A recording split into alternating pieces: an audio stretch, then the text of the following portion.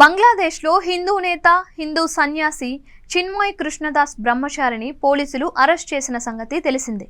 దీనిపై అటు భారత్లోనూ ఇటు బంగ్లాదేశ్లోని హిందూ సమాజంలో తీవ్ర ఆందోళనలు వ్యక్తమవుతున్నాయి.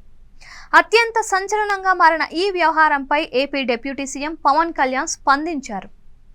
బంగ్లాదేశ్లో చిన్మయ్ కృష్ణదాస్ బ్రహ్మచారిని బంగ్లా పోలీసులు అరెస్ట్ చేసిన సంగతి తెలిసిందే. ఆ దేశంలోని హిందువులకు పెద్ద దిక్కుగా ఉన్న ఆయన్ను అరెస్ట్ చేయడం సంచలనంగా మారింది. మరోపక్క ఆయనకు అక్కడి కోర్టులో బెయిల్ దక్కలేదు.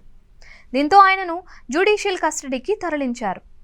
ఈ సమయంలో చిన్మయ్ కృష్ణదాస్పై దేశద్రోహం కేసును మోపింది మహమ్మద్ యూనస్ ప్రభుత్వం. ఇదే సమయంలో చిన్మయ్కు మద్దతుగా కోర్టు వద్దకు చేరుకున్న హిందువులపై అక్కడి పోలీసులు లాఠీ చార్జ్ చేసినట్లు తెలుస్తోంది. ఈ పరిణామాల నేపథ్యంలో ఉప ముఖ్యమంత్రి పవన్ కళ్యాణ్ స్పందించారు. ఇందులో భాగంగా ఇస్కాన్ బంగ్లాదేశ్ పూజారి చిన్మయ్ కృష్ణదాస్ను ఆ దేశ పోలీసులు నిర్బంధించడాన్ని ఖండిస్తూ అందరం కలిసికట్టుగా పోరాడదాం అని పవన్ కళ్యాణ్ పిలుపునిచ్చారు.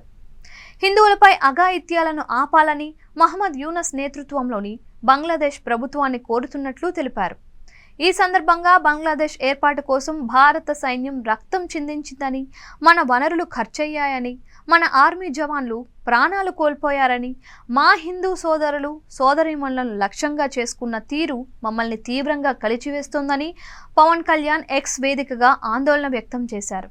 ఇదిలా ఉంటే చిన్మయ్ కృష్ణదాస్ తరపున వాదిస్తున్న ముస్లిం అయిన లాయర్ చిట్టోగ్రామ్ కోర్టు వెలుపల జరిగిన పోలీస్ హింసలో మరణించారు.